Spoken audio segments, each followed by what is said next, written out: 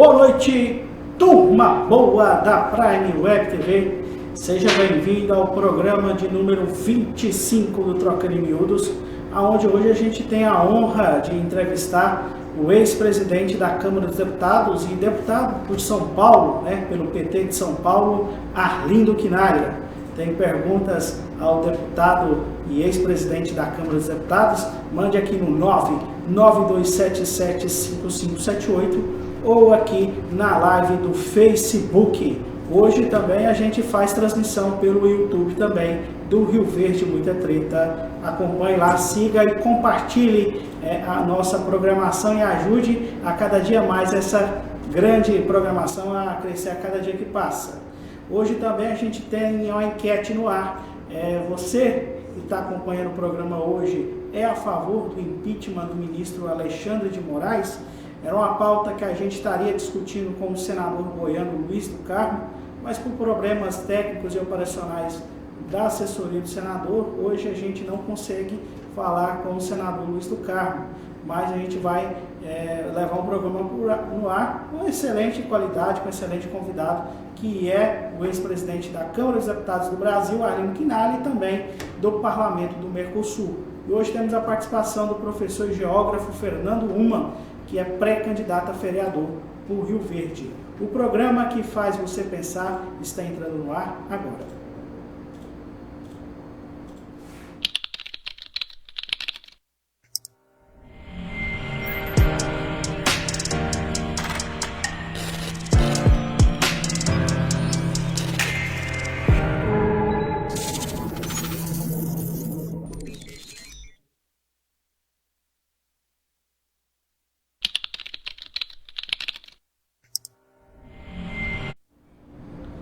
O programa que faz você pensar recebe Arlindo Quinalha, deputado federal pelo Partido dos Trabalhadores de São Paulo. Deputado Arlindo Quinalha, seja bem-vindo à programação da Prime. Boa noite. Boa noite, Bruno. Boa noite, professor Fernando. Boa noite a todos que nos assistem.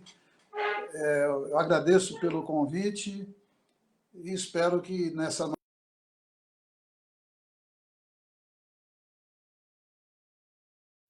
vai dar boa noite.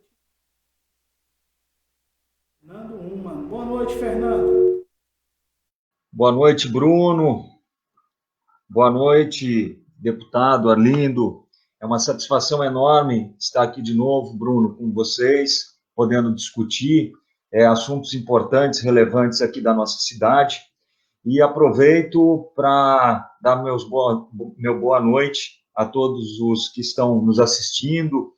E sei que você tem uma audiência cada vez maior devido à forte discussão e os fortes temas que você traz. E acho isso importantíssimo para a cidade. Nós precisamos ter qualidade nessas discussões, qualidade nesses debates, e aproveito já para te parabenizar de antemão também.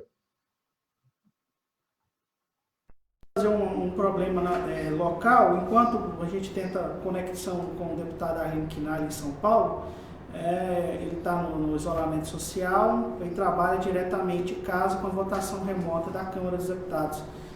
A gente ontem viu na sessão da Câmara Municipal de Rio Verde, você que está pleiteando uma vaga no Legislativo Municipal, uma cena que a gente fica um pouco preocupado, onde que foi colocado o debate, a democracia, a importância da população de Rio Verde. Ontem vimos o vereador Soldado Biratã presentear a vereadora Lúcia Batista com um tijolo e dizendo para que ela utilizasse aquele tijolo como um palanque. O que você achou daquela atitude do vereador Biratã? E você acha que esse tipo de afronta, esse tipo de alfinetadas cabe dentro do Parlamento Municipal? Bruno, a gente já volta contigo já. Caiu, aí a gente já volta. Só o Fernando, eu fiz uma pergunta para o Fernando em relação à situação local, que um vereador presenteou outro aqui da minha cidade com um tijolo. E é uma forma de alfinetar e de alganfiar dentro do parlamento municipal. Então a gente está perguntando se isso cabe dentro de uma Câmara de Vereadores. O Fernando, que está pleiteando uma vaga no Executivo Municipal, ele vai falar agora. O que eu posso dizer, Bruno, mas eu vou ser bem rápido, só para a gente passar a palavra para o deputado, nosso convidado principal. Eu acho uma falta de respeito gigantesca e enorme. Não acredito que seja uma forma de se tratar uma mulher e nem uma vereadora. Então, me parece que falta um decoro parlamentar aí e falta uma compreensão. Inclusive, eu depois vou aprofundar isso, Bruno, vou deixar para aprofundar um pouco depois, porque a minha contextualização sobre isso ela vai um pouco mais adiante, ela vai um pouco mais além, e eu trago junto uma preocupação muito grande que talvez o deputado Arlindo possa me esclarecer, inclusive. Hoje o programa ele foi montado em torno do pedido de impeachment que o senador daqui de Goiás, o Luiz do Carmo, protocolou no Senado Federal pedindo o impeachment do ministro do STF, Alexandre de Moraes. A gente sabe que a escolha dos ministros passa por sabatina, né? É aprovada também por aquela casa, e a gente sabe que o pedido de impeachment de qualquer um dos pares da Corte também passa pelo Senado Federal. O que o senhor acha dessa tentativa de impeachment do ministro Alexandre de Moraes? E você acha que esse é o caminho saudável para a democracia?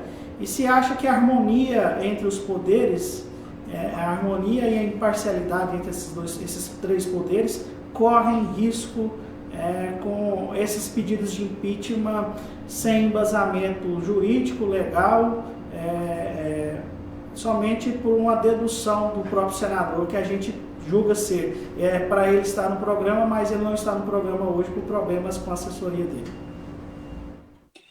Bem, primeiro eu não conheço a peça que o senador apresentou, quais foram os argumentos.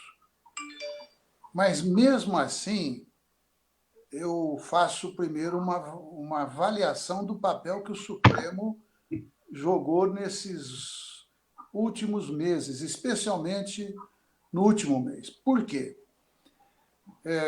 Existe um fenômeno que é mundial, mas que teve uma interferência, inclusive, nas eleições presidenciais de 2018 aqui no Brasil, como teve também na do atual presidente Trump, que são as chamadas fake news. Então, são as mentiras que são divulgadas, são as calúnias, e isso tem um poder, quando é impulsionado por máquinas, pelos chamados robôs, de atingir milhões e milhões de pessoas. E, portanto, quando o Supremo tomou conhecimento de que os ministros eram alvos de ameaças, os seus filhos, os seus familiares eram alvos de ameaças, e até então nenhuma instituição, nem Polícia Federal, nem Ministério Público tinha tomado nenhuma iniciativa, o presidente da Corte, o Dias Toffoli, ele então tomou a decisão de instaurar o inquérito e ele escolheu o Alexandre de Moraes.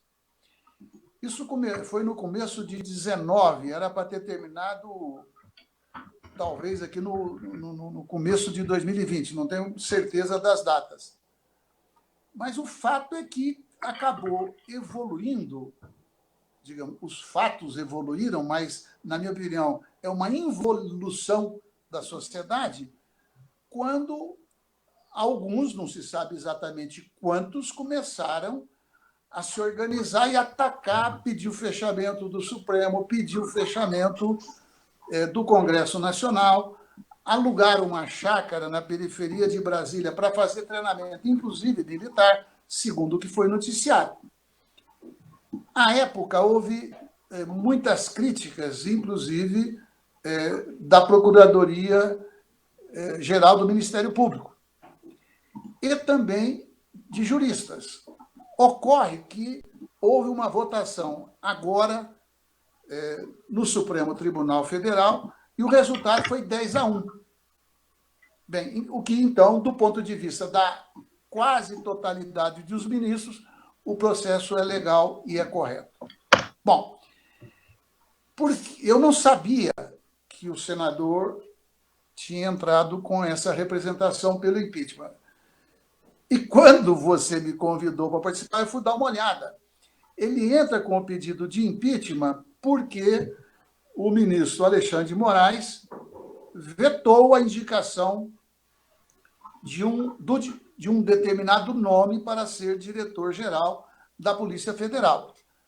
Na minha opinião, o ministro estava com a preocupação correta. Qual era a preocupação? O Moro, né, que em dado momento se transformou quase assim numa unanimidade nacional, né, exagerando na dose, ele acusou o Bolsonaro de estar interferindo na nomeação, na demissão do antigo diretor-geral e, portanto, para colocar alguém na direção da Polícia Federal, muito provavelmente para proteger o próprio Bolsonaro, os filhos e os amigos. Bom, diante disso, o ministro Alexandre de Moraes impediu aquela nomeação. Então, neste momento, eu vou dar a minha opinião agora. Eu defendo a ação do Supremo Tribunal Federal em defesa da democracia e em defesa da Constituição. Segundo, o que o ministro Alexandre de Moraes fez foi aquilo que o ministro Gilmar Mendes também fez quando a então presidente Dilma tentou nomear o ex-presidente Lula para a Casa Civil. O ministro Gilmar Mendes vetou. Naquela oportunidade, ninguém pediu impeachment do Gilmar Mendes. Temos um problema com a internet do deputado federal Arlindo Quinalha. Assim que ele voltar, a gente continua com ele. Mas, Fernando, assim, dentro do que ele falou aí, dentro desses comentários, o que você entende aí das falas, das explanações do deputado Arlindo Quinalha? E se você concorda também com esse pedido de impeachment do ministro Alexandre de Moraes, protocolado pelo senador daqui de Goiás, Luiz do Carmo, do MDB daqui de Goiás? Então, Bruno, me parece que a situação, e uma palavra importante que o deputado coloca, a questão da democracia, ela vem sendo aviltada e ela vem sendo desgastada e massacrada há muito tempo aqui no nosso país. Tanto que chega a nos levar a pensar que nós não vivemos num país que é democrático. Se nós observarmos a falta de acesso que a população tem aos recursos, agora a grande quantidade de mortes que nós estamos tendo, e somos um dos principais países em quantidade de mortos por Covid, então me parece que essa democracia está ficando muito abalada. Está ouvindo agora? Estou ouvindo agora, caiu, aí só pode complementar a sua fala e depois eu volto no Fernando. Desculpe. É que está caindo, é a segunda vez que cai aqui a transmissão e eu tenho que refazer o processo, então me perdoe. Você fez outra pergunta para o Fernando, então... Não, pode seguir, deputado. O senhor estava no meio das falas do senhor, o senhor estava falando da questão... da opinião pessoal do senhor agora em relação a esse impeachment do ministro Alexandre de Moraes.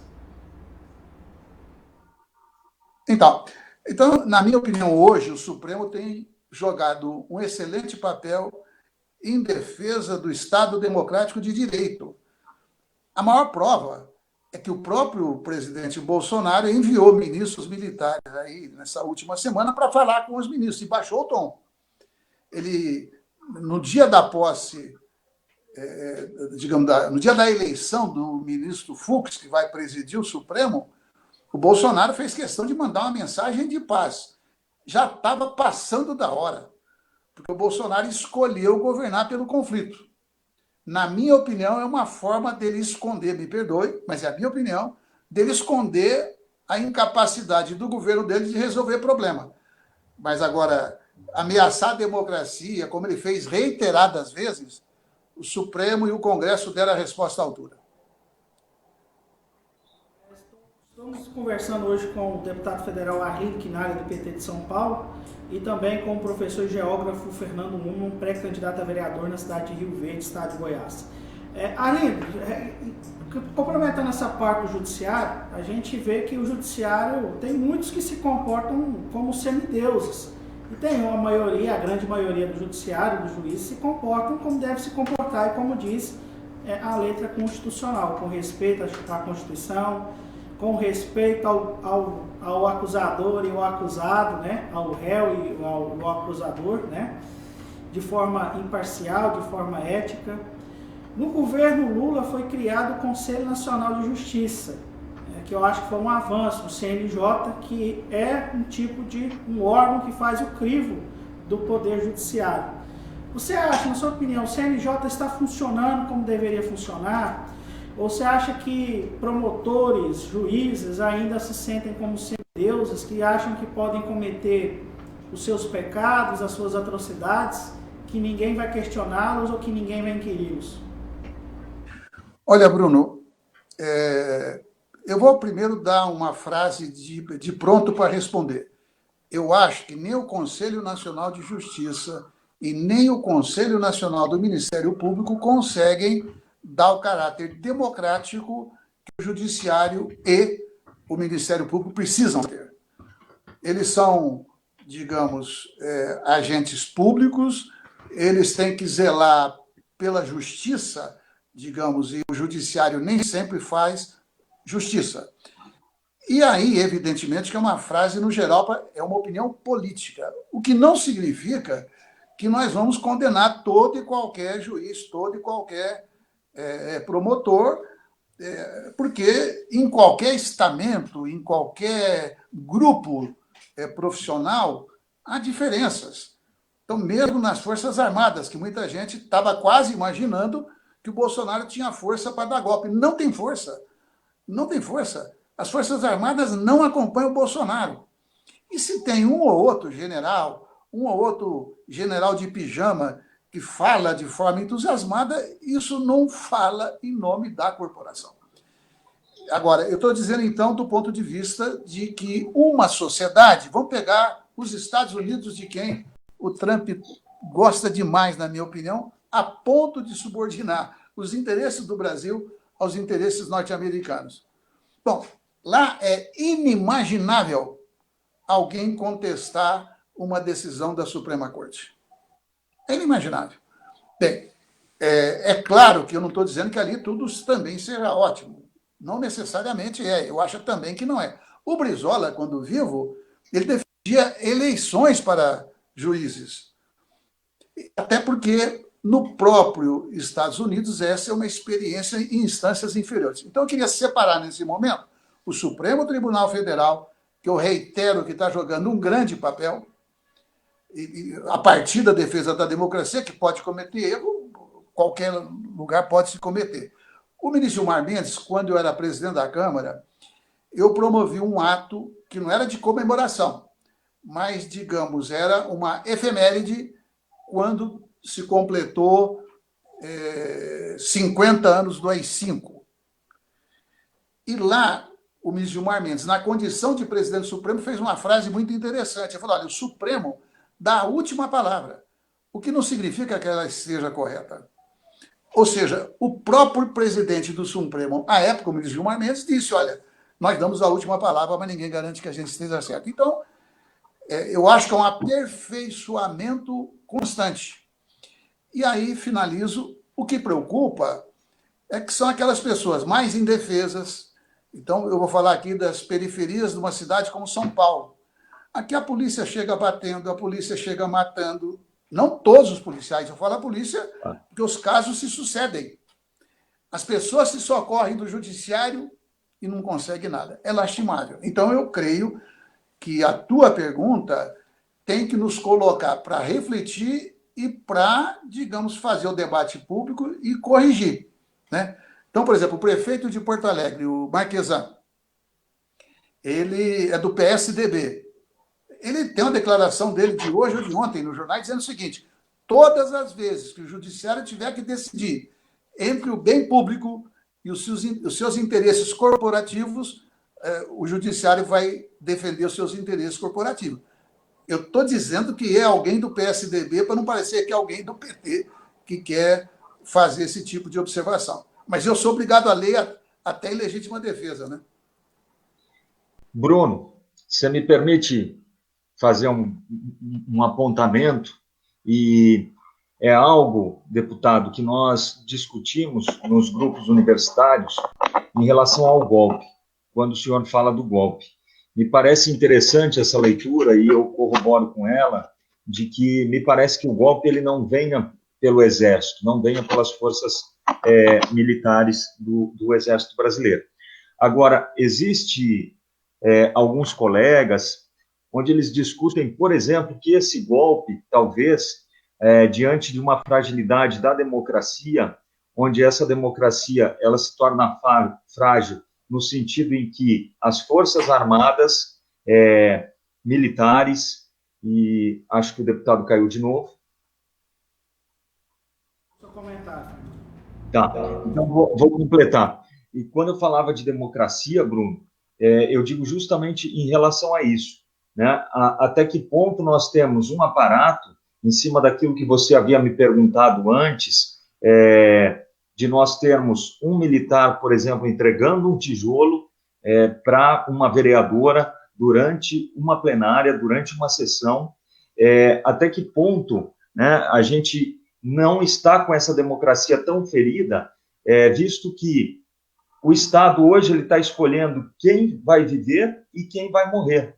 Existe uma força por trás disso tudo que a democracia já não está conseguindo mais resolver. Aquela nossa Constituição cidadã. Deputado, nos ouve? Agora sim. Perfeito. Então, só você estava dizendo que no meio universitário nós se analisava discutimos também essa história de militar participar ou não de golpe. Daí para frente caiu, me perdoe. Isso, perfeito. Porque o que nós vemos? Que existe um Estado que está delimitando ou desenhando as vidas, ou seja, ele determina quem morre e quem fica vivo. É basicamente isso que acontece em alguns desses confrontos. Aí a pergunta quando nós juntamos toda uma relação desse modelo paramilitar, dessas pessoas que estão querendo se armar ou estão se armando, junto com treinamentos paramilitares, junto com forças militares municipais, estaduais, né, e junto com milícias, a preocupação esse grupo ele não está muito mais bem distribuído no território, ele não tem a possibilidade muito mais forte de tentar um golpe contra a sociedade democrática de direito do Brasil? Olha, Fernando, excelente observação e pergunta por consequência. Quero fazer referência ao que ocorreu na Bolívia.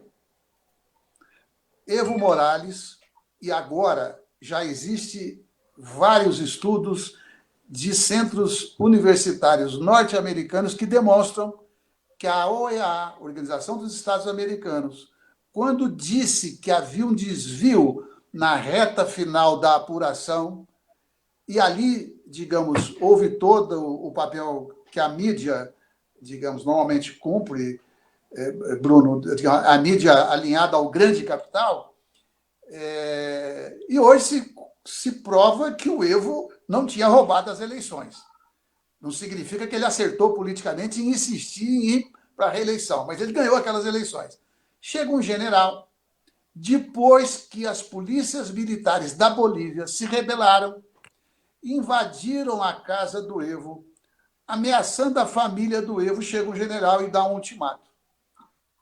Eu tenho uma opinião crítica ao que o Evo fez. O Evo não poderia ter aceito o ultimato, mas ele aceitou. Ele foi, digamos, lhe foi imposta uma situação, ele não teve coragem para enfrentar. Isso para provar aquilo que você perguntou. Ou seja, na Bolívia, quem organizou primeiramente o golpe e quem ousou fazê-lo foram as polícias e não as Forças Armadas. Segundo, vamos pegar o episódio do Ceará. Ali, a polícia militar fez greve, obrigou o comércio a fechar as portas, saía dentro dos carros de polícia, batendo na porta como se bandidos fossem. Eu estou dizendo aqueles que fizeram, não são todos. E, finalmente, quando nós votamos na Câmara aquela GLO que botou o atual ministro Braga Neto para comandar a polícia do Rio de Janeiro, eu era contra. Até porque nós não podemos contaminar as Forças Armadas com questões de polícia. Reservadamente, e às vezes nem tanto, o ministro da Defesa, naquele momento, Raul Jungmann, ele botou o dedo na ferida, corajosamente. Depois ele deu uma certa recuada que ficou muito pesado. O que ele falou, mais ou menos na época? Olha, ali há uma mistura da polícia com o crime, o que de resto se traduz em milicianos. O que tem de policial da ativa, de policial da reserva, envolvidos em assassinatos, grilhagem de terra, de extorsão nas chamadas comunidades, aquilo ali já passou da hora de haver uma intervenção dura do Estado brasileiro.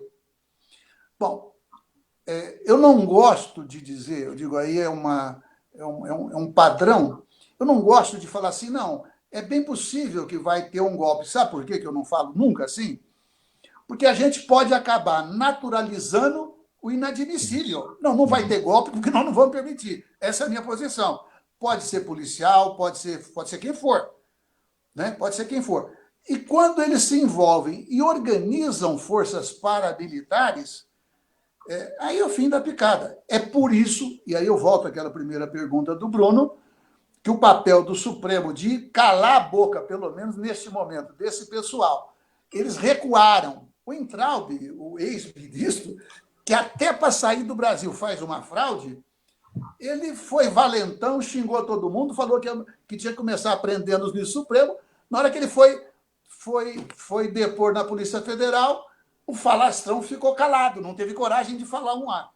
Então, eu acho assim que a preocupação que você levanta, Fernando, ela é fundamental, nós temos que estar atentos, e aí nós precisamos começar a discutir à luz do dia, até para atrair os bons profissionais, tanto da Polícia Militar quanto da Polícia Civil, que o papel deles é proteger as pessoas e não se misturar com a bandidagem.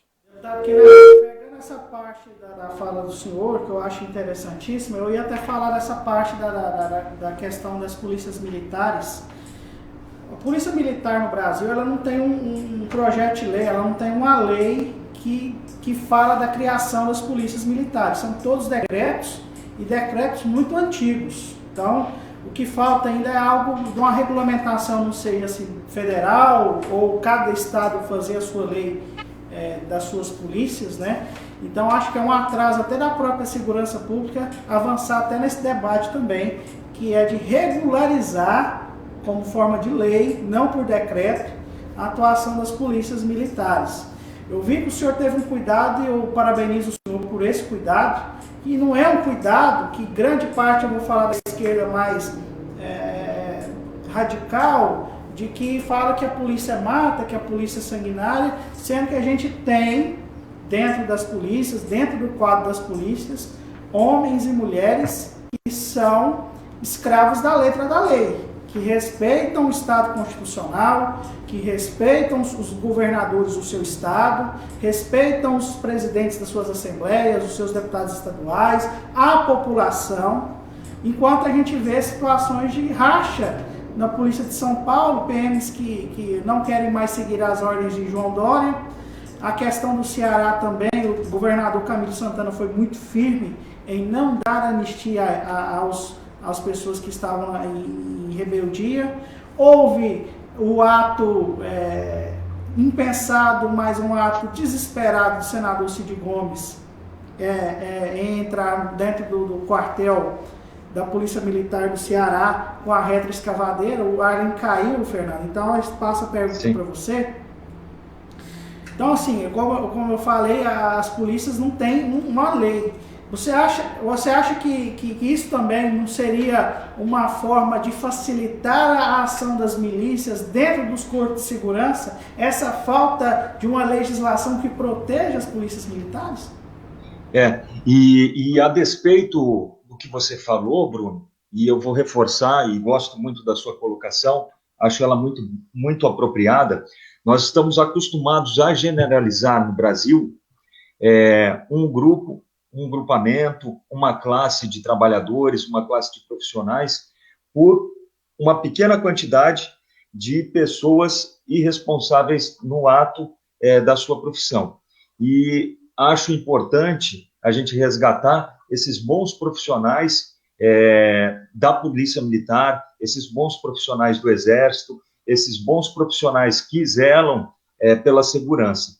E, claro, infelizmente, o que cai e o que vem para a mídia são esses maus elementos, mas não dá para a gente generalizar todos eles. E a gente tem que fazer esse rastreio e essa salvaguarda daqueles bons homens que vão fazer esse contragolpe, né, que vão segurar para que isso não ocorra, para que nós não tenhamos uma possibilidade de golpe. A gente está conversando com o professor geógrafo Fernando Uman, né? Ele que é professor do Instituto Federal Goiano, Campus Rio Verde, e também com o deputado federal do Partido dos Trabalhadores de São Paulo, o Arlindo Quinalha. O Arlindo está com problema de internet, está indo e voltando, mas está indo bem, a entrevista está legal, parece que ele está voltando aí. E Arlindo, aí voltar para a pergunta que eu te fiz, você acha que essa questão, né, de não ter uma lei que proteja as polícias desse processo de milícias, de se miliciando, né, de tornar-se milícias, ou de ser alvo das milícias, não seja isso o problema do que está acontecendo com a segurança pública do Brasil? E você falou que o Exército também não... Você não acha que o Exército apoiaria um golpe, mas essas polícias militares e esses milicianos não poderiam apoiar um golpe a Jair Bolsonaro? Então, nós estaríamos falando numa tentativa de autogolpe, não é isso? O Bolsonaro, com a sua personalidade autoritária, ele elogia torturadores, ditadores do mundo inteiro, ele quase atrapalhou a eleição de alguns líderes de direita que se elegeram no Paraguai, né? Ele tentou interferir, o cara falou, pô, deixa que a gente toca a eleição aqui, que não distância dele. Né? Ele chega lá e ele elogia o Stroessner. Né? Pois bem, voltando. Primeiro que golpe, ele nunca ocorre, na minha opinião, só por iniciativa de militares. Normalmente tem civis articulando junto, tem apoio, digamos, numa faixa da elite econômica, que tem interesse. Ali não se faz um golpe pela pátria, ali se faz golpe pelo bolso. Por que eu falo que é pelo bolso? Todas as vezes que houve golpe no Brasil e na América Latina foi pela direita. Foi pela direita. Então é só em dado momento. Então você pega, por exemplo, o governo João Goulart para pegar o mais recente, né, de golpe militar, assim, que foi 64. Ali o João Goulart ele queria fazer as chamadas reformas de base, ele queria melhorar a vida das pessoas comuns, do povão. E foi golpeado, porque ali começa toda uma chamada narrativa. Né? Então, ele que era um fazendeiro, de repente, ele é taxado como comunista. É como se faz hoje, né? Chamar o Moro de comunista é uma ofensa que até eu me solidarizo com ele, ele não tem nada de comunista. Não é verdade? Muito bem. Então, portanto, o golpe ele nunca é apenas de uma força militar. Um autogolpe, comandado hipoteticamente pelo presidente da República e tendo, digamos, uma base suficientemente, eu diria, criminosa, esse é o termo, para aderir a isso,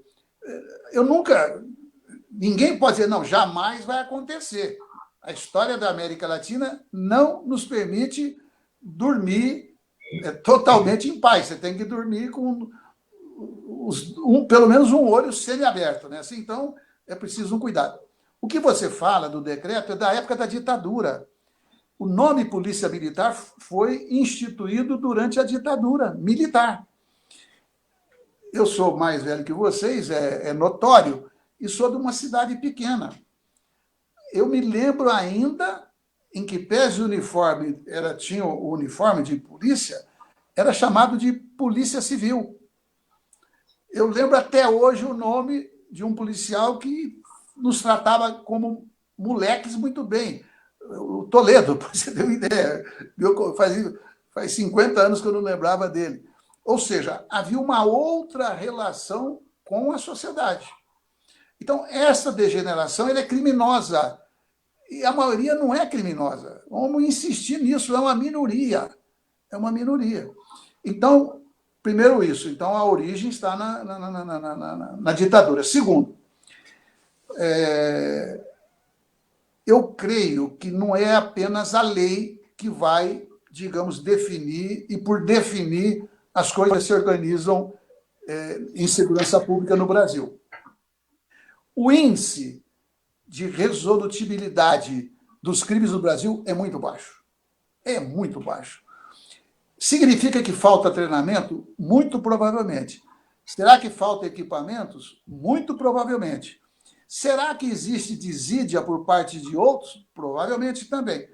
Então, eu creio que é preciso, e é o mais difícil, nós temos que mudar a cultura da polícia no Brasil. Por exemplo, o Hélio Bicudo, que foi vice-prefeito de São Paulo, depois foi deputado federal pelo PT, depois ele defendeu o impeachment da Dilma, enfim, só para situar. Mas ele defendia unificar a polícia civil e a polícia militar. E, ao mesmo tempo, ele defendia acabar com os tribunais militares. Então, é toda uma estrutura muito antiga. Dizem, e é verdade, que para toda grande caminhada tem que ter o primeiro passo. Então, eu creio que nós estamos já passando da hora, por isso que eu quero cumprimentar de novo o professor Fernando e você também, por estarmos debatendo isso e trazendo esse debate daquilo que cada um vivencia. Então, eu acho que já está na hora de fazer um debate sério sobre segurança pública. Plenamente com o senhor, deputado Aline Quinalha, e eu acho que esse é o caminho. Há uma crítica ferrenha à Justiça do Trabalho. Para que a Justiça Especial do Trabalho? Críticas à Justiça do Trabalho, mas a gente tem a Justiça Especial Militar, a gente tem a Justiça Especial Eleitoral, que ninguém critica. Tem outras justiças especiais que ninguém critica, né? Então, é uma ironia da sociedade, né, deputado? Não, eu vou aproveitar o que você falou para emendar. Quando extingue uma grande parte dos poderes e atribuições da Justiça do Trabalho, em seguida vem e acabam com o Ministério do Trabalho, que vira um apêndice do Ministério da Economia. E, junto com isso, veio a reforma trabalhista com que argumentos? Olha, é preciso fazer a reforma trabalhista, leia-se retirar direitos dos trabalhadores, porque aí o mercado vai pegar confiança, o mercado vai investir, o mercado vai jorrar dólar aqui dentro e, portanto, vai haver crescimento e geração de emprego. Zero. Aí Já ele volta, pessoal. Né? Já. E a gente está com as participações do Luiz Arapiraca de Oliveira. Fica aqui a dúvida ou o questionamento.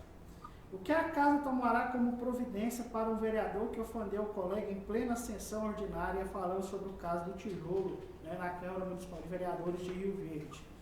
O Givanildo Ferreira, meu cunhado, falando boa noite a todos.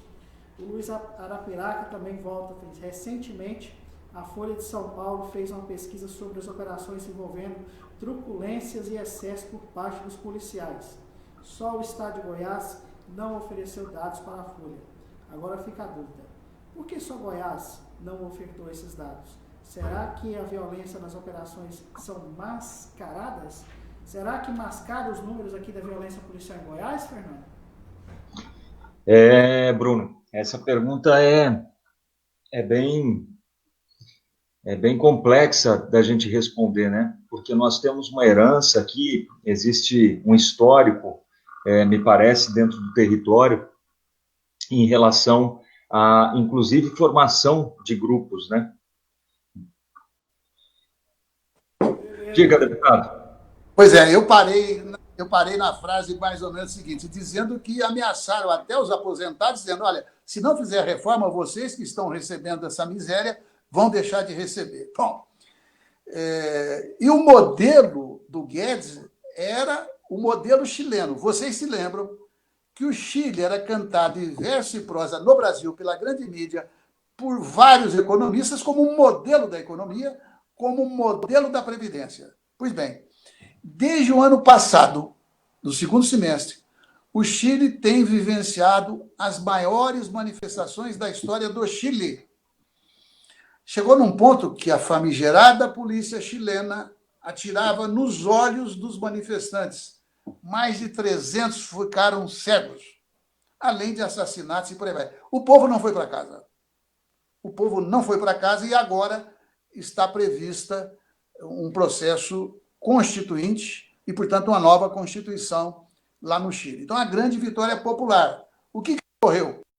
Vai ter a reforma da Previdência agora para voltar atrás e as empresas chegaram a dobrar o salário dos trabalhadores, dado o grau de revolta. Então, o que ocorre? Há 40 anos que o chamado neoliberalismo tomou conta do capitalismo. O que aconteceu lá? Eles cultivam a crise permanentemente. Eu nunca vi uma crise durar 40 anos. E os mais ricos ficarem mais ricos ainda, concentrando riqueza e poder. Então, dizer que está em crise é um argumento político de quinta categoria. Mas, lamentavelmente, massacra tanto na cabeça das pessoas que elas acabam acreditando. E, deputado, só vou fazer um rápido adendo, Bruno, se você me permite. Nós temos aqui no Instituto Federal, ele foi transferido, removido agora, um colega chileno, um professor chileno, Roberto Pizarro, inclusive mandar um abraço para ele, desejar felicidades no campus de Trindade, para a qual ele foi removido. E o Roberto Pizarro, a mãe dele retornou do Chile por conta desse modelo neoliberal que está sendo executado há anos, há décadas lá, e toda essa flexibilização ou projetos de austeridade, né, nome bonito que colocam, para romper e cortar todos os direitos dos trabalhadores e dos aposentados. E o Chile teve, inclusive, o maior número de suicídios de idosos, em virtude desses cortes todos. Ou seja, é uma política nefasta de criar pobres entre pobres e de dizimar vidas. É isso que se tornou o modelo. É para isso que ele veio. Não, você tem razão. A gente tinha essa informação. Nós trouxemos, quando do debate da reforma da Previdência, uma senhora muito simples até, muito simpática, muito inteligente.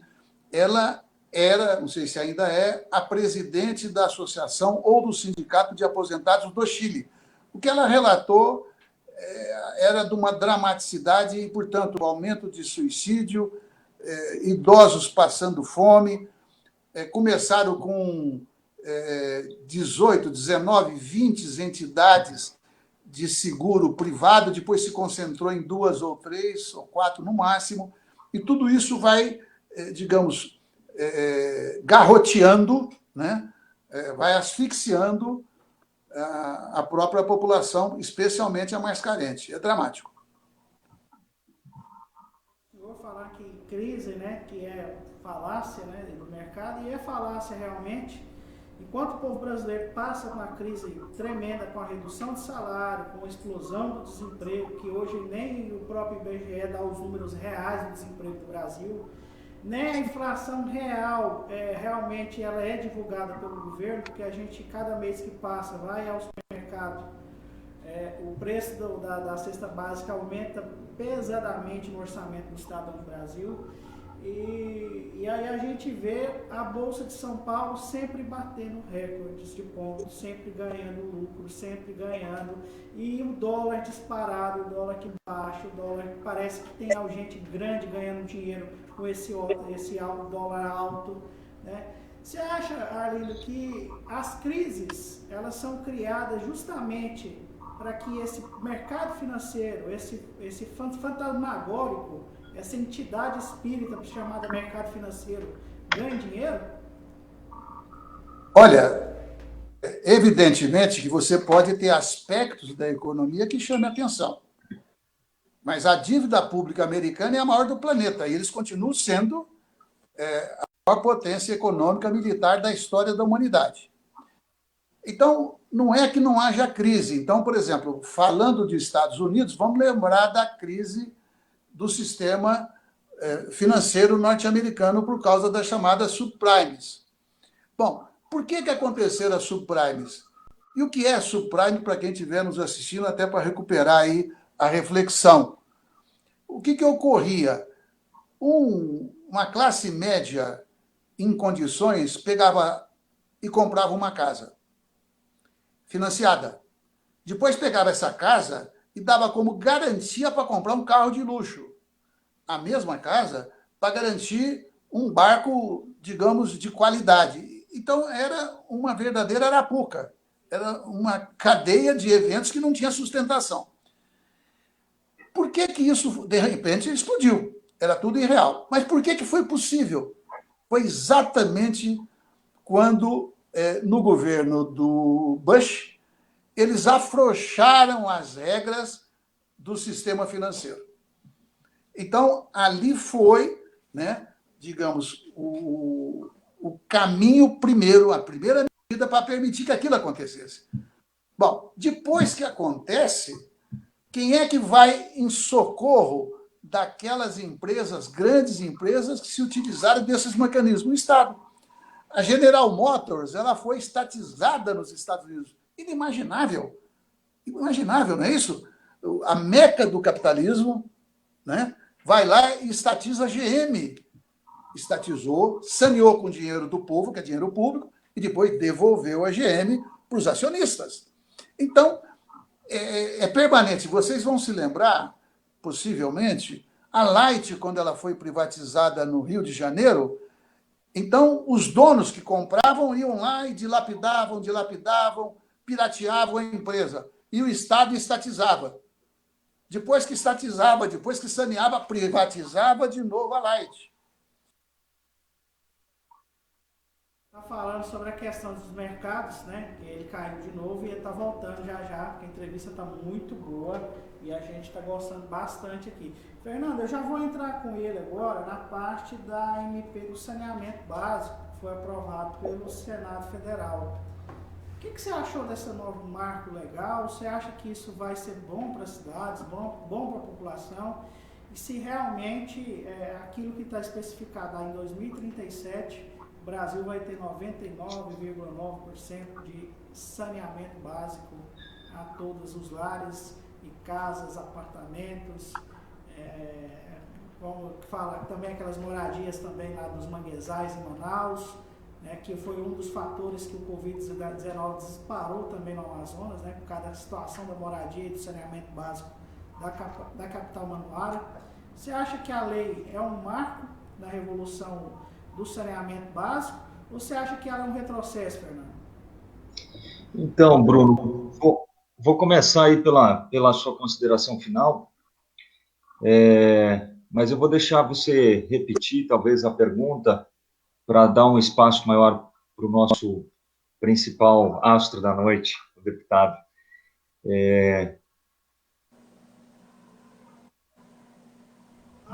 Beleza, eu entendi. A coisa Isso. que você quer responder. Tá, deputado Arlindo Quinalha, eu estava falando com o Fernando, foi aprovado o marco do saneamento básico agora no Senado e foi para sanção presidencial.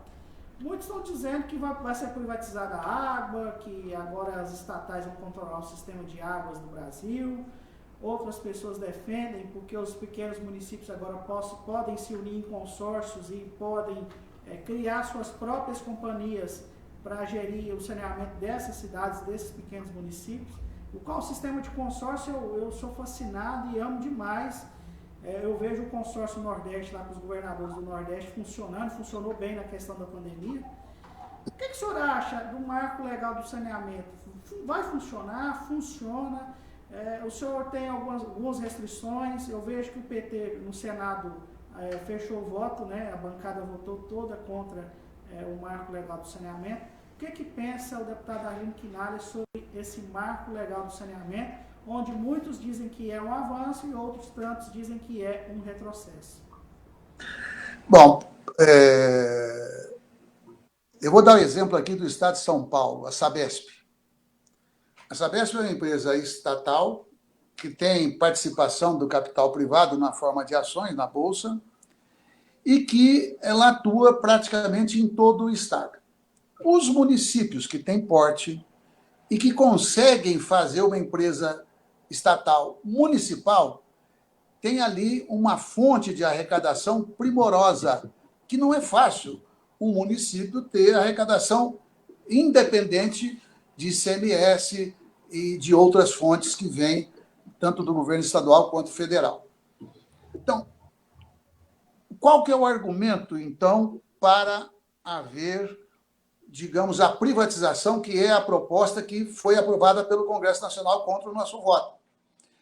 É que o país não tem recursos para fazer o saneamento. E aí dizem, olha, tem crianças que estão morrendo por falta de saneamento e nos colocam quase na condição, de forma absurda, claro, de que nós somos uns desalmados. Não.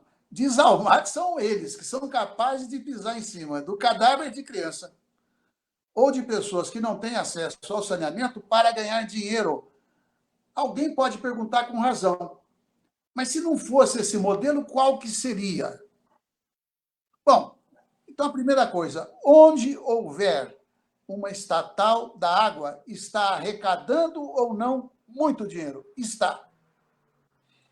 Por que é, então, que nestes casos os responsáveis não investem em saneamento básico, já que o dinheiro já existe?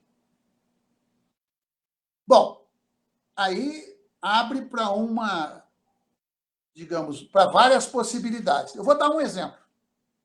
Aqui no estado de São Paulo, o município que gasta menos com saúde gasta 30% do seu orçamento. E por que vai piorar? Não é uma análise, é matemática, é aritmético. Com a emenda constitucional 95, que congela investimentos por 20 anos, a partir de 2017, a população aumenta, a população envelhece, né? O atendimento à saúde, estou falando só da saúde por enquanto, fica muito mais caro.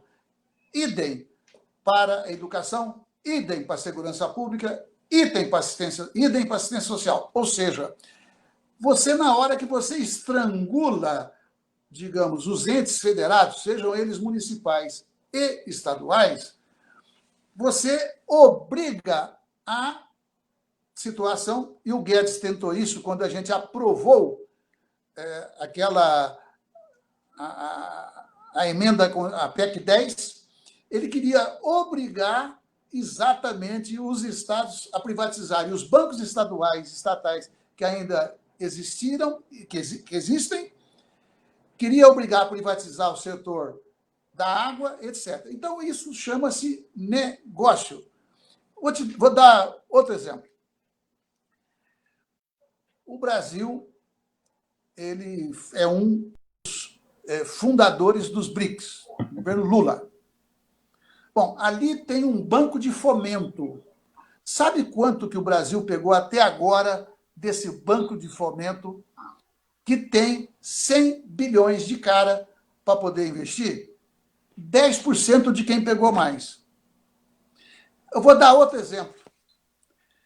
O Temer acabou com o pagamento do imposto de empresas de gás e de petróleo que pagavam um imposto de 15%. Ele derrubou. Pega esses 15%, deve dar uns 300, 400 bilhões ano.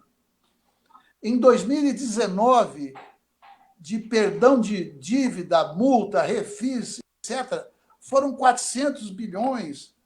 Então, existe todo um sistema tributário que privilegia quem tem muito dinheiro. O grande empresário brasileiro, ele tem como princípio não pagar dívida. É um caloteiro convicto. Então, dívida velha ele não paga. E dívida nova ele deixa envelhecer. Não pagam dívida. Não pagam dívida. Então, é um modelo onde, digamos, faço questão de dizer nesses termos para as pessoas entenderem, né? Sabem que tem dois países, a Eslovênia, que é da Comunidade Europeia, e um outro grande país é o Brasil. São os dois únicos países que contam alguma coisa no planeta onde não se paga imposto de renda de lucros e dividendos. Então, você tem aqui um chamado CEL, o gerentão de uma grande empresa. Ele coloca salário, 10 mil reais, mas ele ganha de lucros e dividendos 300 mil por mês ou mais. Ele não paga imposto desse salário, vou chamar de salário para todo mundo entender mais fácil.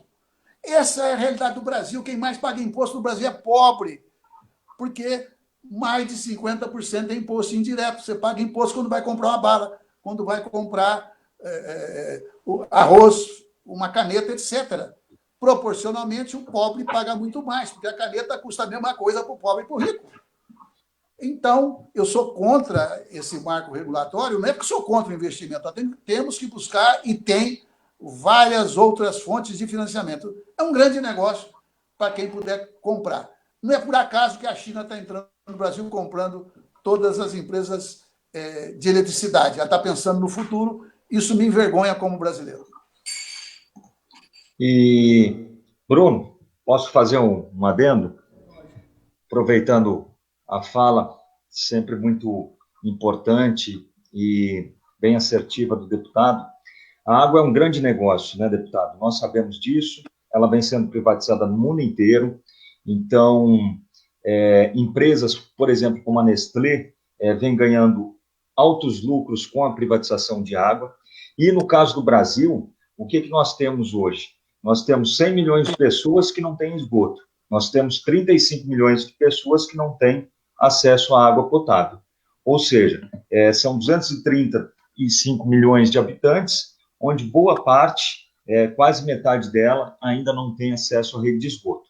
Sendo que a instalação dessas redes de esgoto no Brasil e de acesso à água, ela começa a acontecer na década de 70. Então, quando a gente para analisar, nós temos aí 50 anos, onde esses investimentos de infraestrutura na rede de água e esgoto do Brasil, ele não se tornou nunca prioridade. Então, quando nós utilizamos um argumento de privatização, que, na verdade, você vai ofertar acesso a quem pode pagar por esse acesso, e é a mesma coisa, nós estamos vendo a maldade do modelo por trás disso, hoje com o Covid. Se nós tivéssemos privatizado o SUS, quem teria acesso hoje ao tratamento de Covid dentro de uma rede, de um sistema privado? Ou seja, nós teríamos uma dificuldade muito grande. E você jogar isso para além de 2033, 2037, ou seja, para daqui a 13, 17, 20 anos, a população ainda vai continuar precarizada, com a sua situação de vida precária e ainda sujeita à contaminação que nós temos aí e em várias cidades que eu andei. E gostaria de fazer só mais um adendo. Aqui em Rio Verde, deputado, nós temos a AMAI. A AMAI, que é a Agência Municipal de Água e de Esgoto, e ela é coordenada, ela é presidida pelo Bruno Salé, que é nosso colega no Instituto Federal Goiano e vem desenvolvendo um trabalho muito bacana. Ou seja, o que me parece é que falta justamente isso, que nós peguemos pessoal técnico responsável, o Bruno é um engenheiro, com uma ótima formação, e consigamos organizar para que a população realmente tenha acesso a essa água e tenha acesso a esse saneamento. Ou então, dificilmente o pobre que ganha R$1.000, ele vai conseguir algum dia ter alguma qualidade de vida mínima que seja pelo acesso à água, que é tão vital para todos nós. Ô, Bruno, eu posso aprofundar um pouquinho? Pode. Nessa aprofundação do senhor, eu gostaria que o senhor falasse das agências reguladoras, da importância das mesmas, e uma das questões das pessoas que defendem o marco legal é que as empresas vão cumprir esses prazos, e como o senhor disse, a empresa não gosta de pagar dívida, e dentro dessas dívidas não é só financeira, é o que também está estipulado, o prazo de implantação, de expansão, que as agências não cobram isso dessas empresas. Você acredita que as agências reguladoras estão pecando com o consumidor do Brasil? Totalmente. Ponto. E é bom a gente ver o histórico. A agência reguladora, ela começa nos Estados Unidos, porque lá, de fato, a maior parte dessas atividades sempre foram privatizadas. Então, a agência reguladora norte-americana foi, digamos, a mão do Estado para controlar o mercado. Vamos colocar de forma simplificada. No Brasil, não. A agência reguladora surgiu no governo Fernando Henrique quando ele privatizou grandes empresas estatais. A Vale do Rio Doce, ela foi vendida, na verdade, aquilo foi uma doação, quando ali tem 400... Deputado Arlindo Quinalha, mas ele volta para fazer a explanação dele. Posso complementar, então? Pode. Então, assim, e entendo bem o que o deputado ia dizer, ele ia pegar a questão da Vale, e ela foi a primeira empresa, efetivamente, a ser privatizada no Brasil, e o que nós vimos, e eu estive nas Minas... Oi? E eu estive visitando Paracatu de Baixo, com meu grupo de estudos e de pesquisa. Nós percorremos as comunidades que foram completamente devastadas por mais de 4 metros de rejeitos de minério de ferro. Então, assim, e sem falar dos centenas de mortos que nós tivemos. A preocupação não foi nem com os trabalhadores, nem com a população e nem com o Brasil. A preocupação é explorar, tirar minério e lucrar. E a população, o trabalhador, acabou sendo soterrado. Por favor, deputado. Eu estava dizendo, então, que meia dúzia de pessoas que compõem a direção de uma agência reguladora qualquer, seja a ANEEL, seja da agência de água, qualquer uma delas, tem mais poder do que o presidente da República e o Congresso Nacional, todos juntos. É uma aberração? É uma aberração. Vocês acham que é fácil ou é difícil, digamos, nessa cultura que, lamentavelmente, temos no Brasil, de você chegar num órgão desta natureza e convencer 3 ou 4 a mudar uma determinada regra para alguém ter lucro? Normalmente a empresa. É o que está acontecendo. Então, por isso que você perguntou, eles estão devendo para o consumidor brasileiro? Eu falei, totalmente. Eu sou radicalmente contra esse modelo. O Lula, quando presidente, eu era líder do governo dele na Câmara, teve um aumento de energia elétrica, se não me engano, ele falou, mas eu não posso ficar sabendo dessas coisas pelos jornais.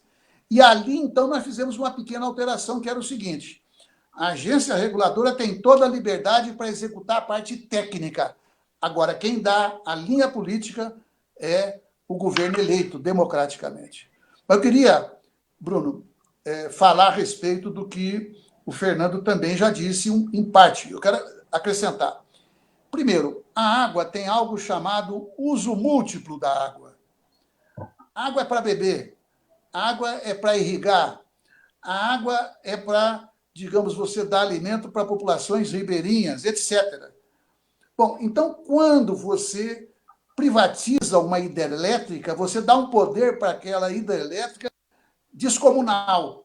Imaginem se o mesmo grupo econômico, ou mesmo sendo outro grupo econômico, um tem a empresa de energia elétrica, a usina geradora, e o outro vai controlar a água naquele município, se eles fizerem uma sociedade, vira um monopólio privado sobre a água. É disso que nós estamos falando. Segunda coisa, tanto na energia elétrica quanto na água, existe um negócio chamado benefício cruzado. Então, tem uma parcela da população que não pode pagar.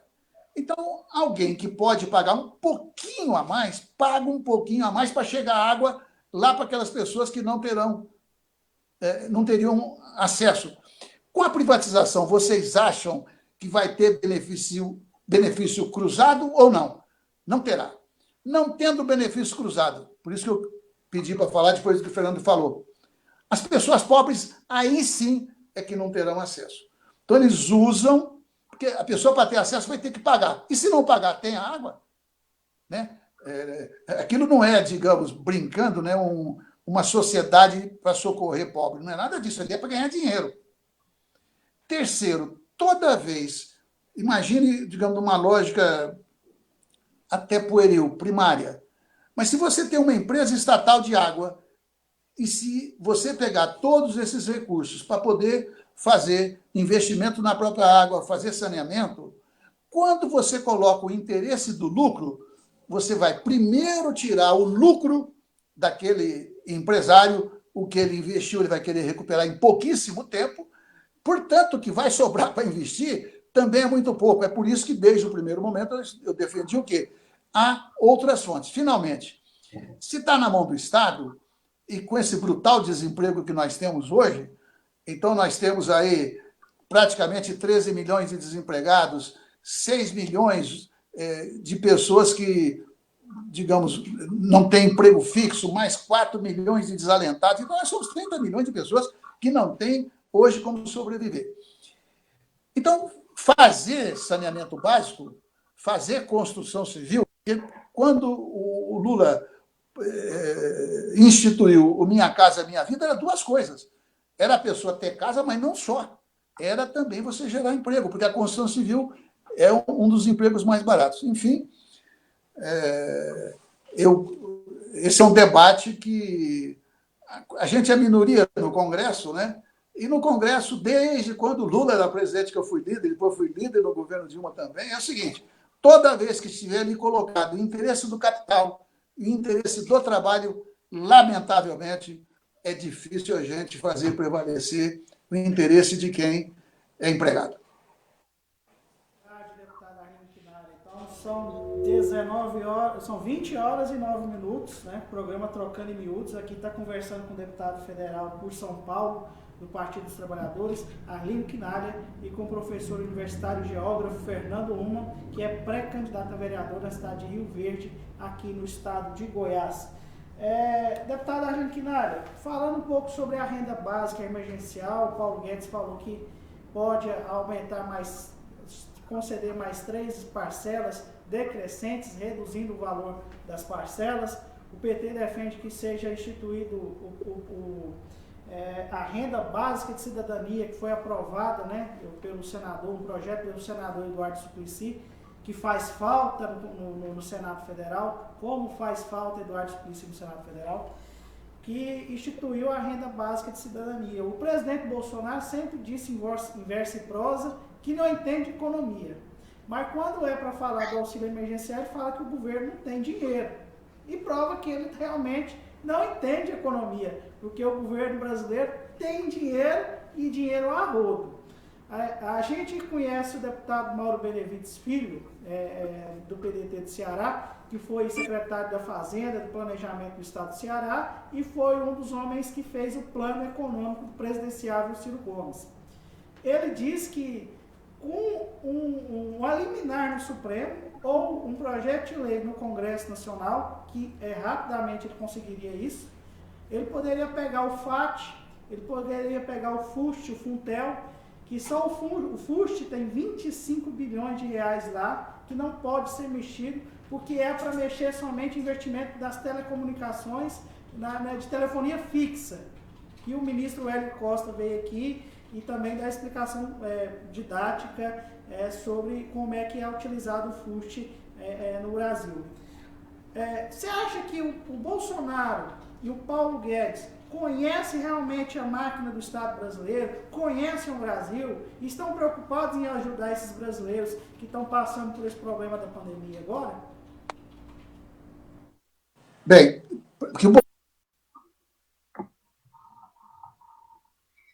Caiu, sobrou para mim. A gente está com a questão do Corona Voucher, né, que o pessoal fala, o auxílio emergencial, que está pegando muito brasileiro aí desprevenido, né? Muita gente que não está tendo facilidade de acesso ao aplicativo, nem internet tem, né? Nem celular com internet tem.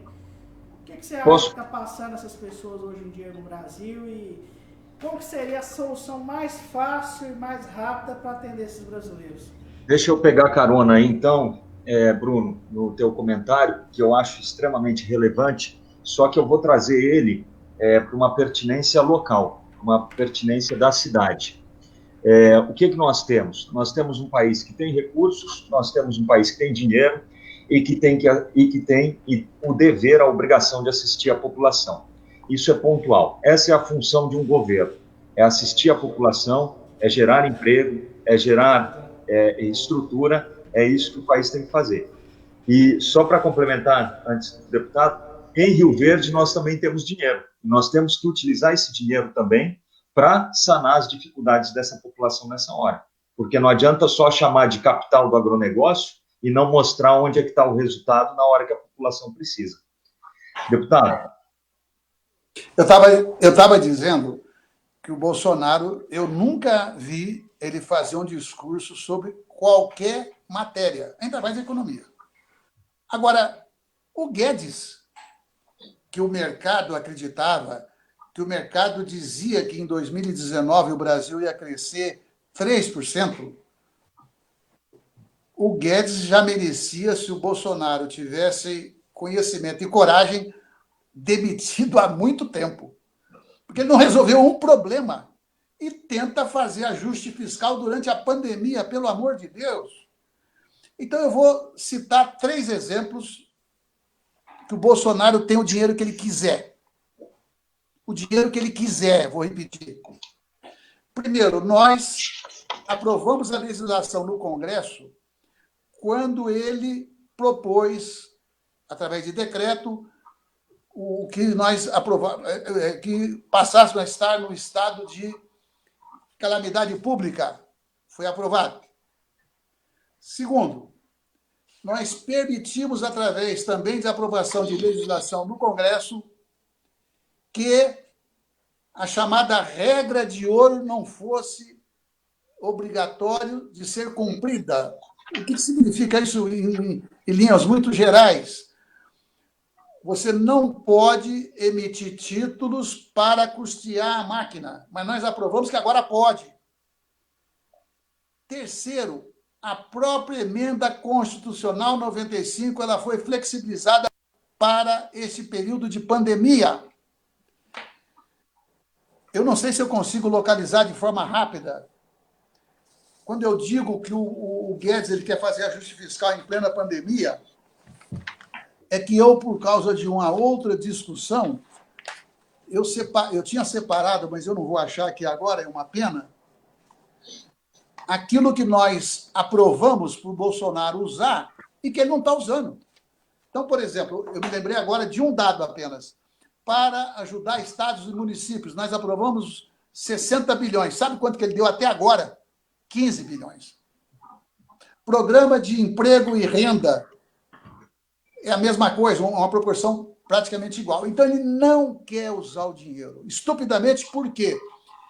Ele é o principal aliado da pandemia no Brasil. Chama-se Jair Bolsonaro. Porque na hora que ele operou para não haver isolamento social, e desde os primeiros... O Brasil foi o 15º país grande, talvez o último ou dos últimos, onde chegou o novo coronavírus. Bom, aqui não foi feito isolamento, as pessoas chegavam da Itália, no auge da crise, aqui não tinha nada ainda. E a Anvisa, aqui no aeroporto de Guarulhos, sequer separava as filas de quem chegou da Itália e de quem chegou dos Estados Unidos, por exemplo. Então, o vírus chegou de avião. Depois não fizeram barreira sanitária. Não fizeram testes. O Mandetta inventou algo que muita gente engoliu. Eu jamais engoli. Que é o seguinte, depois que começou a contaminação comunitária, ou seja, você não sabe mais de quem você pegou, não adianta fazer teste. Não, mas você, então, mantém no escuro, porque você não pega aquele que está contaminado e vai atrás dos contatos. Então, foi um desastre total. E o Bolsonaro estimulando as pessoas a irem para as ruas. Aliás, eu quero elogiar publicamente para o estado de Goiás a atitude corajosa que teve o Caiado. O Caiado, que foi um bolsonarista de primeira hora, eu não estou aqui questionando como vai ser a política, eu estou falando da atitude dele. Ele peitou o Bolsonaro, teve coragem e responsabilidade. Salvou muitas vidas. Espero que ele mantenha a atitude. E acredito que seja capaz disso. E eu e o Bolsonaro brigamos, eu e o Caiado brigamos politicamente, ideologicamente, a vida inteira na Câmara. Não significa que a gente não reconheça quando alguém acerta. Eu faço questão de elogiá-lo nesse aspecto aí. Então, o Bolsonaro, ele então escolheu um discurso para acabar com o isolamento. 2 discursos. Primeiro, que a cloroquina salvava vidas. E tome cloroquina. E, ao mesmo tempo, ele falou que ele estava preocupado com a economia. Pô, mas como é que ele está preocupado com a economia? Porque como é que a indústria brasileira, o setor de serviços, enfim, se não tiver para quem vender, não consegue vender. Então, quanto mais tempo durar a pandemia, pior será para a nossa economia. Como interrompeu aqui, Bruno, eu quero que você repita qual foi a sua pergunta aí. Era com referência se ele tem ou não dinheiro, e você citou o Benevides. Eu estou dizendo, então, por outros caminhos que não fundos e tal, que ele tem o dinheiro que ele quiser. Chegou a ponto do Meirelles falar o seguinte: não há risco nenhum, porque quando ele pode, o Bolsonaro agora, emitir títulos, ele pode contrair empréstimos, ele pode fazer o que ele quiser. Antes, quando você falava em emitir títulos, o que é que se falava normalmente contra? Não, isso pode gerar inflação. O Meirelles falou risco zero de inflação, porque a economia está lá embaixo. Então, o Bolsonaro está completamente perdido. O Guedes não conhece o Brasil, essa foi a sua pergunta. Não conhece, na minha opinião, da máquina do Estado. Ele soube ficar rico trabalhando com fundos de pensão. Ficou muito rico. Muito rico. Milionário. E se vangloria de ter trabalhado no Chile na época do Pinochet. É mal para a biografia de qualquer um. O resultado é este. Veja, o Brasil hoje tem o segundo maior número de casos de contaminados.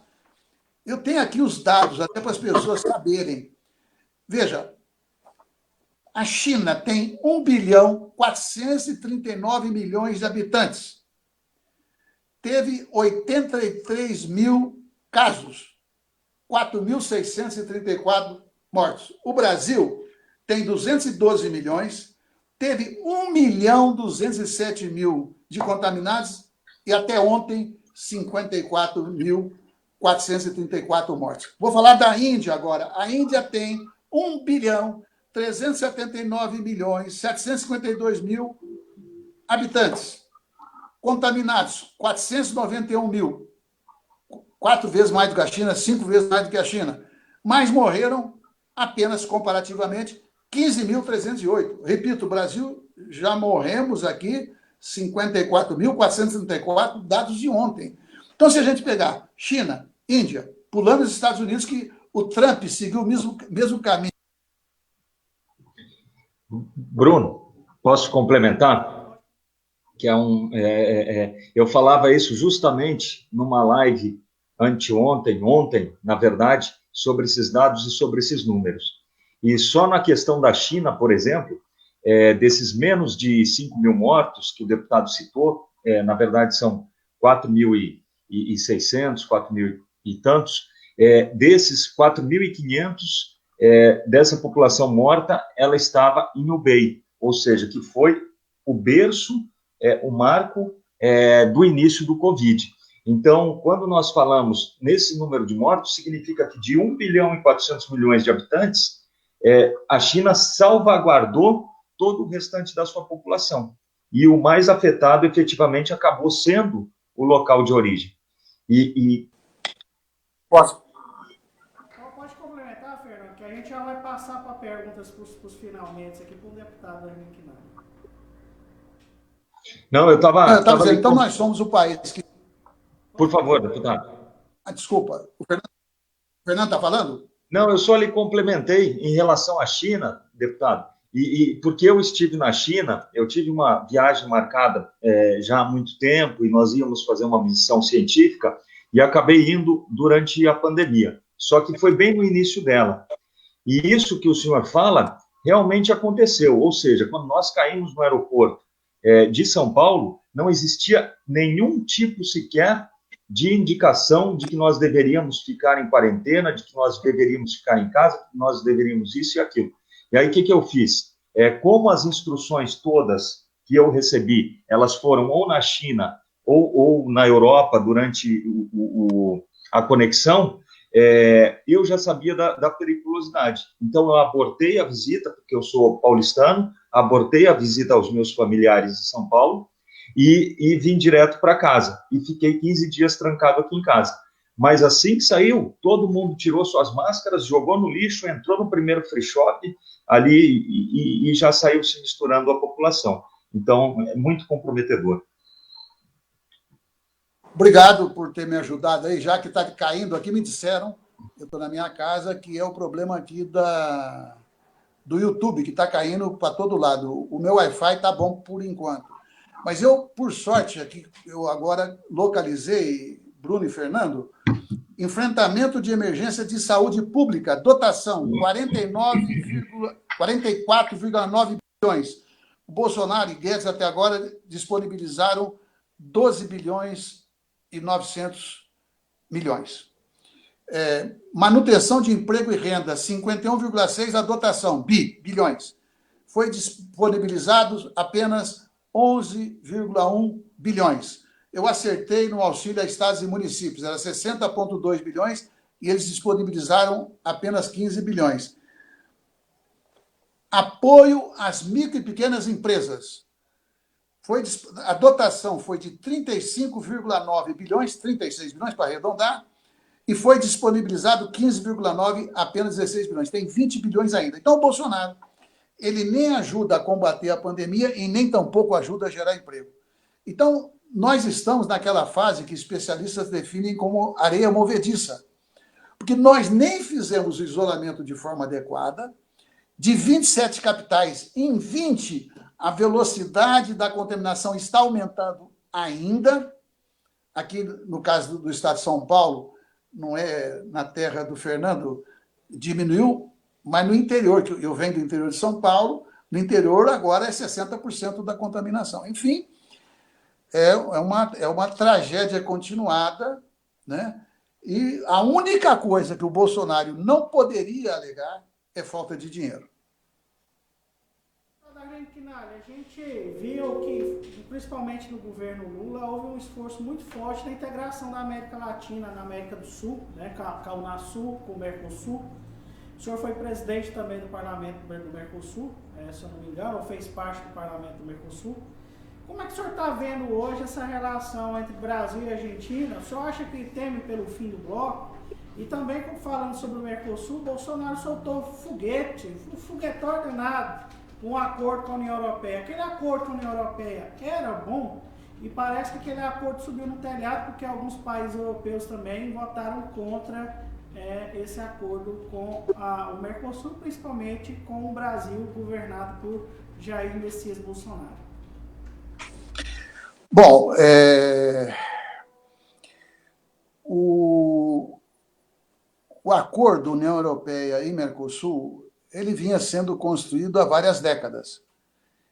E quando ele não aconteceu, não é porque não havia chance, é porque o Brasil, com outros governos, Lula, Dilma, não concordaram com os termos, porque é uma negociação e você tem que preservar o seu país. Quando você joga isso para os países que compõem o Mercosul, a saber, Paraguai, Uruguai, Argentina, a Bolívia estava em processo de adesão e a Venezuela ela foi admitida e agora está suspensa. Aí cada país, então, por exemplo, o Paraguai, mesmo sob o governo da Frente Ampla de esquerda, se colocava favorável a esse acordo, e o Brasil não. Então, aí não tem ideologia, tem interesse concreto. Ok? Segundo ponto, o Mercosul, vocês vão se lembrar, quando o ministro Aloysio Nunes assumiu, aliás, quando o senador Aloysio assumiu o Ministério de Relações Exteriores, ele mudou de opinião. Porque antes ele falava, junto com o Serra, contra o Mercosul. Defendia que o Brasil tivesse uma política de bilateralidade. Olha o tamanho do Brasil, por que vai se juntar ao Mercosul? Agora, quem é que mais ganhou dinheiro com o Mercosul? De todos os países? O Brasil. Se eu conseguir achar aqui, eu tenho isso, porque de vez em quando a gente precisa, não é? Como agora. Então, por exemplo, se a gente pegar a economia do Mercosul, se eu sei de cabeça, se nós pegarmos tudo aquilo que temos no Mercosul, é a quinta economia mundial. Então, você tem um bloco hoje que a China comanda a Ásia, respeitando o Japão. Você tem os Estados Unidos, você tem a União Europeia. Então, o bloco, digamos, do Mercosul, e nós temos que trabalhar para ampliá-lo, é algo decisivo para um país como o Brasil, que tem que exercer a sua liderança, se tiver capacidade para isso. Nem o Bolsonaro tem, menos ainda, eu vou exagerar na dose, o Ernesto Araújo. O Ernesto Araújo. Bom, então vamos lá. O Mercosul, nós somos 275 milhões de habitantes. Significa que é um mercado interno, vamos chamar de mercado interno, de 275 milhões de pessoas. Corresponde a praticamente 70% de toda a população da América do Sul. O Mercosul, junto às economias, é um PIB de 3 trilhões e 200 bilhões de dólares. É um PIB portentoso. Se a gente for pegar o que ocorreu no comércio do Mercosul no decorrer dos anos, multiplicou mais de 12 vezes em 2 décadas.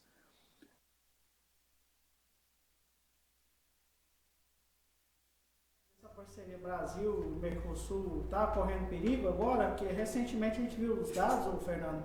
A China tornou-se o maior parceiro comercial da Argentina, que era um posto que era do Brasil. E o presidente Bolsonaro disse uma linha sobre isso. O que você acha sobre isso?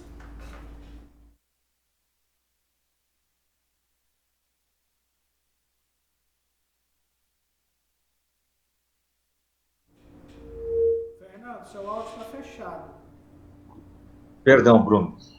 Me parece que corre perigo principalmente porque nós fizemos um alinhamento muito perigoso com os Estados Unidos.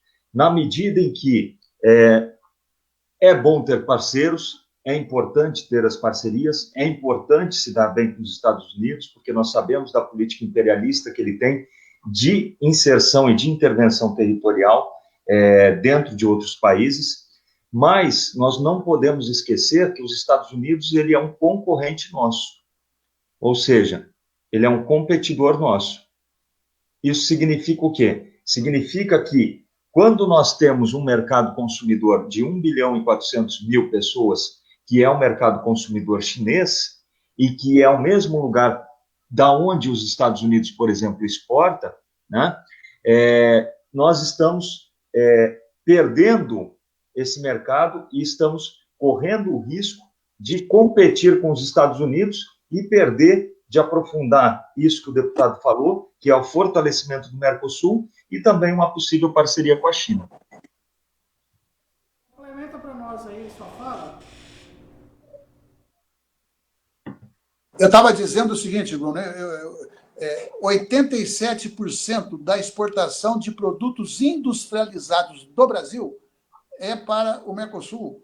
Porque uma coisa é exportar commodity, outra coisa é exportar produto industrializado. Então, de toda a produção industrial do Brasil, 87% vai para o Mercosul.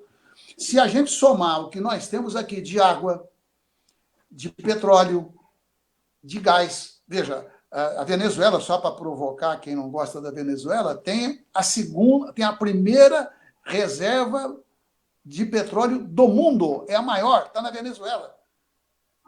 Então, não é porque gostam do Guaidó, é porque gostam do petróleo, querem tomar o petróleo como tomaram o petróleo do Iraque, com a invasão do Iraque. Então, do ponto de vista do setor energético, se somar o Mercosul, nós temos mais energia do que o Oriente Médio. Porque aqui não fica só no petróleo, é petróleo, gás, mas nós temos água, nós temos sol, nós temos digamos, a nossa flora exuberante, por aí vai. Então, o Mercosul é uma potência, né? É uma potência e que é mal cuidado. É mal cuidado. A negociação do Mercosul começou com o Sarney. nenhum presidente brasileiro desprezou. Foi o Sarney, depois foi o Fernando Henrique, depois veio o Lula. O Lula deu um empurrão mais forte. Deputado Arlindo Quinalha, tem muitos professores aqui que estão perguntando sobre a questão da votação do Fundeb. Você acha que vai ter votação, vai ter acordo, o Fundeb vai continuar, ou você acha que corre risco? Agora mudou o ministro da Educação também. Aparentemente, quem vê cara não vê coração, aparentemente é um cara mais equilibrado que o Weintraub, né? Fugindo à regra do Bolsonaro, que quando o Bolsonaro troca os seus ministros, a tendência dele é sempre piorar na escolha. Mas parece que até então esse daí foi uma evolução. Como é que está a votação do Fundeb lá na Câmara dos Deputados? Eu só quero brincar com você e também com quem estiver nos assistindo. Eu discordei da sua frase quando você falou que o ministro recentemente nomeado é mais equilibrado que o Weintraub, porque está implícito que o Weintraub é equilibrado. Eu inverteria, né? Ele não tem o desequilíbrio do Weintraub, aí me agrada mais como um certo rigor aí para o professor nos avaliar. Mas estou brincando. Mas é bom a gente dizer que o atual ministro da Educação ele apresentou no seu currículo como tendo feito doutorado numa universidade argentina de nome Rosário. Hoje, o reitor desta entidade o desmentiu. É uma vergonha, mais uma vergonha internacional. Mais uma. É inacreditável. E aí já tem gente brincando. Mas vem cá, se ele não tem o doutorado, como é que ele tem o pós-doutorado? Então, eu lamento por ele, mas o Bolsonaro, ele até agora... Eu vou falar bem francamente, espero que esse ministro, a partir da sua frase, como ele não tem esse desequilíbrio brutal do Weintraub, a gente espera que ele não tenha o mau caratismo do Weintraub, não tenha a covardia do Weintraub, tudo isso é possível. E torço para que ele, de fato, ajude a gente a aprovar o Fundeb. Agora, frente ao Guedes e frente ao Bolsonaro, eu não tenho nenhuma condição de dar garantias. Entretanto, na minha opinião, os governadores vão entrar nessa briga, uma grande parte do Congresso Nacional vai entrar favorável nessa briga também, porque todos que estão ali, nos governos, nas Assembleias Legislativas, na Câmara de Vereadores, o Fernando vai estar lá, vai ter voto para isso, torço, Fernando, para você ter voto aí o suficiente, vai ter. Todo mundo depende de voto. E a educação no Brasil tem um grande poder de mobilização. Aliás, se a gente pegar, tirando agora essas mobilizações mais recentes, inclusive dos movimentos negros, não só de movimentos, pessoas negras, a partir do assassinato, 2 assassinatos, né, nos Estados Unidos, brutais, é a educação que se mobilizou, os estudantes se mobilizando e por aí vai. Então, resumidamente, os professores e alunos têm que estar em condições de pressionar. Façam isso. E nós vamos trabalhar ali e vocês têm que nos vigiar a todos. Vamos finalizar o programa e eu já vou me despedindo do meu amigo Fernando Uman, que ele é geólogo, professor do Instituto Federal Goiano, daqui de Rio Verde, pré-candidato a vereador na cidade de Rio Verde, estado de Goiás. Faça um apanhado da fala do deputado Quinalha sobre o Fundeb, Fernando, e também despeça do nosso público. Muitíssimo obrigado por aceitar nosso convite. Maravilha, obrigado você, Bruno, deputado, uma satisfação incrível. Alô? Som, aqui tá ligado. Ok, obrigado, Bruno, uma satisfação, deputado Arlindo Quinalha, incrível em poder discutir os temas, em poder debater e trazer lucidez e claridade, né, no que está acontecendo hoje. E eu espero realmente que nós tenhamos, e aí a gente tem essa convergência de pensamentos progressistas, que a gente possa ter a aprovação do Fundeb. Eu sou um veterano lutador aí pela educação dentro de sala de aula, que estou me arriscando agora a não sair de sala de aula, me manter dentro da sala de aula, mas levar essa voz para fora dos muros do Instituto Federal, para que a gente possa ter outras margens e ter percepção sobre a importância e do crescimento e do desenvolvimento. Se um ministro, né, e eu estou finalizando meu doutorado também, termino ele esse mês, se um ministro mente que é doutor ou que é pós-doutor, aí nós já vemos a importância que existe numa titulação e na qualificação e na ampliação das redes, principalmente a rede federal, dos institutos federais, como foi feito por vocês aí durante o governo Lula, e ninguém pode tirar esse mérito dos governos progressistas que nós tivemos no Brasil, do Lula e da Dilma. Então, assim, eu fico muito feliz de ter conversado com vocês, de ter discutido esses vários temas. Vou precisar conversar... Opa, caiu. Ele volta para a despedida. Isso, mas já fazendo minha despedida, então, Bruno, o que me parece hoje é que realmente nós temos que ter uma convergência na política em cima desses projetos que são tão necessários e são tão prementes aí à população. Ou seja, não podemos desconsiderar a importância do ensino público gratuito, seja ele em qual esfera for, Estado, município, União, da mesma forma que nós não podemos desconsiderar a importância, e nós vemos isso hoje, do SUS, do Sistema Único de Saúde. Né? Inclusive, me recordo que o Barack Obama, quando veio e teve com o Lula, uma das ideias dele era o Obamacare, ou seja, ter um modelo de saúde público gratuito nos Estados Unidos, como nós temos aqui no Brasil.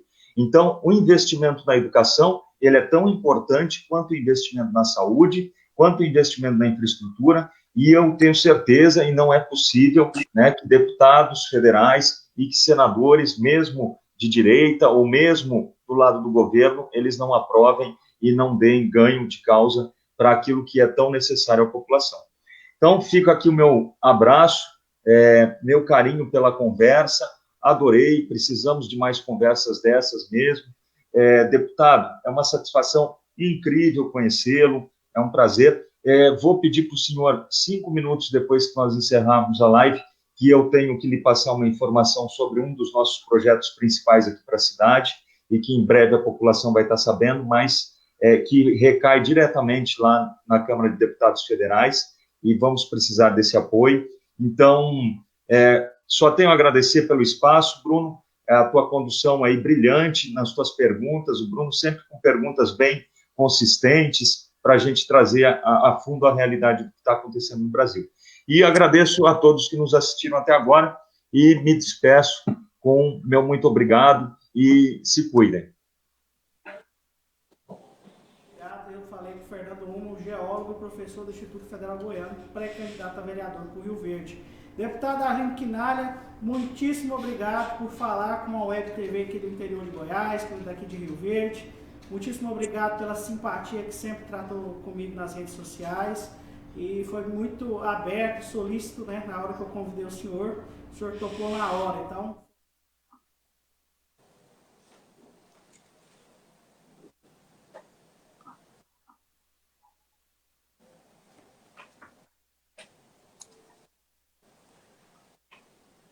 Seu áudio, Bruno.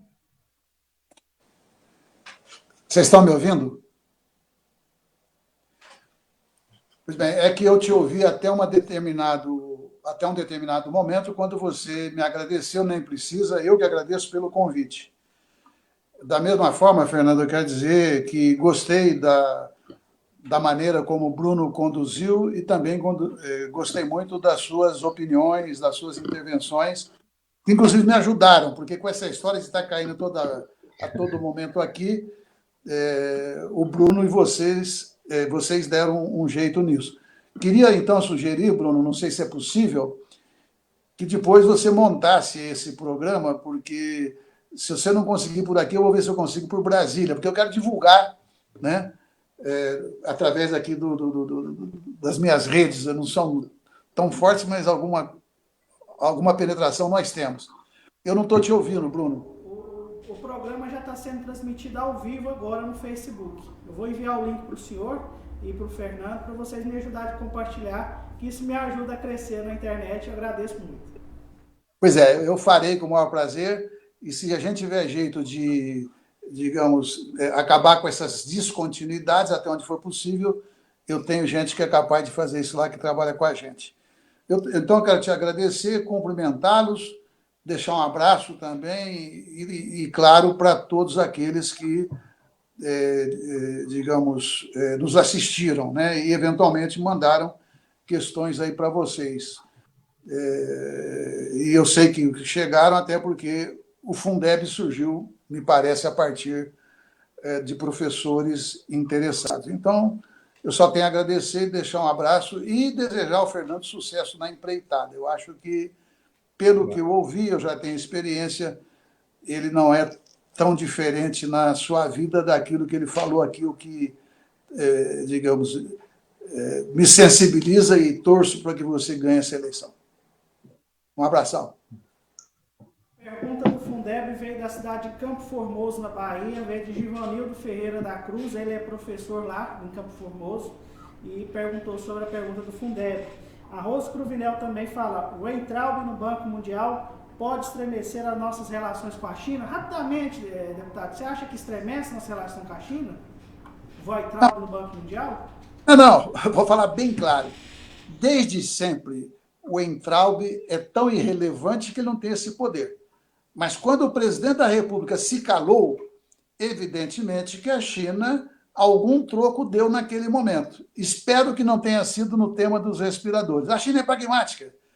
A China, em 70 anos, saiu de um país absolutamente subdesenvolvido e é hoje a segunda maior economia mundial e vai ser a primeira. Então, não abala, porque, digamos, a China ela tem outras preocupações muito mais relevantes do que um Weintraub da vida, né?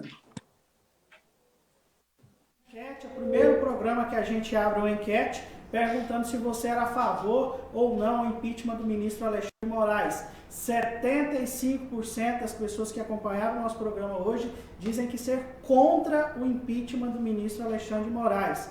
O restante 25% são a favor do impeachment do magistrado do STF. Eu volto sexta-feira que vem com mais um programa Trocando em Mil. Vou falar, Fernando.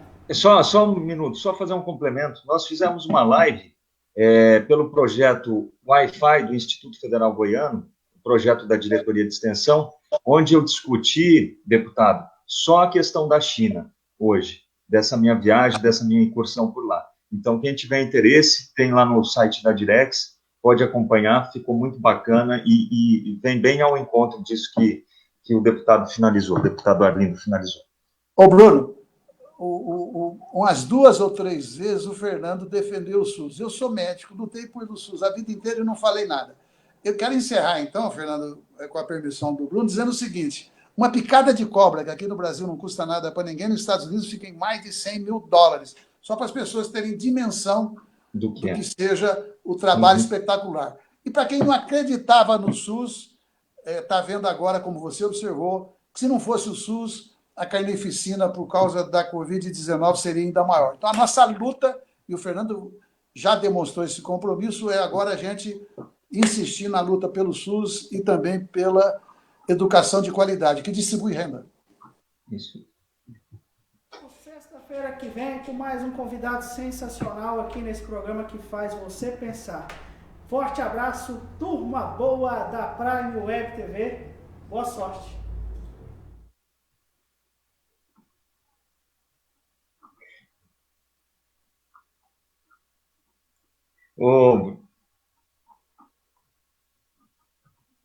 Muito bom, Bruno, muito bacana. Você me ouve?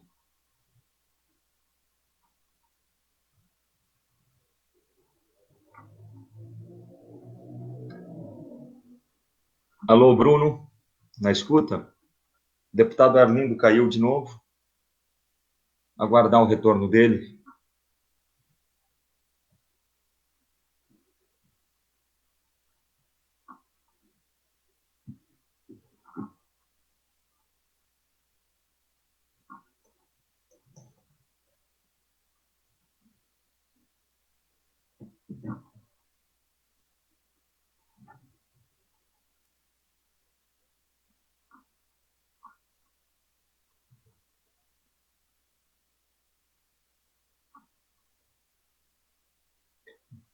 Oi, deputado. Alô, me ouve, deputado?